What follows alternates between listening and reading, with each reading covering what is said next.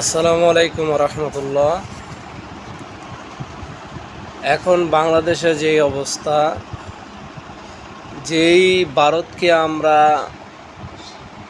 দেশ থেকে নিশ্চিহ্ন করতে চেয়েছি, ওই ভারতকে তো আমরা নিশ্চিহ্ন করতে পারিনি।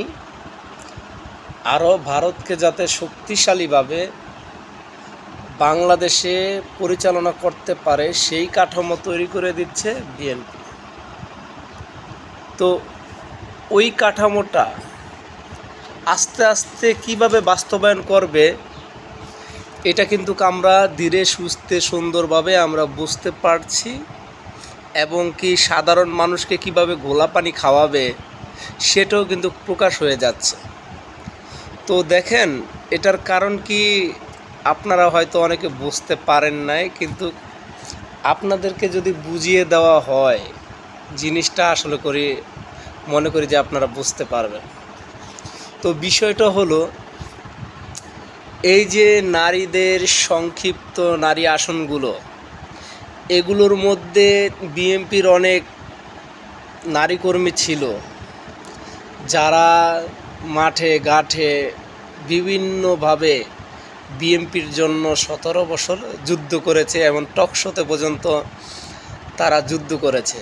কিন্তু যারা আজকে আপনার দলের জন্য লড়েছে, কাজ করেছে, তাদের আজকে কোনো মূল্যায়ন নাই। আর ভারতকে প্রতিষ্ঠা করার জন্য, ভারতের আধিপত্য বাংলাদেশে তৈরি করার জন্য দেখেন, আবার একটি হিন্দুত্ববাদীর মাধ্যমে আমাদের এখানে শক্তিশালী গঠন করার জন্য সব প্রস্তুতি নেওয়া হয়ে গেছে। কী কারণে জানেন? কারণ আপনার এই যে সংক্ষিপ্ত যেই নারী আসনগুলো এখানে কাকে কাকে দেওয়া হচ্ছে,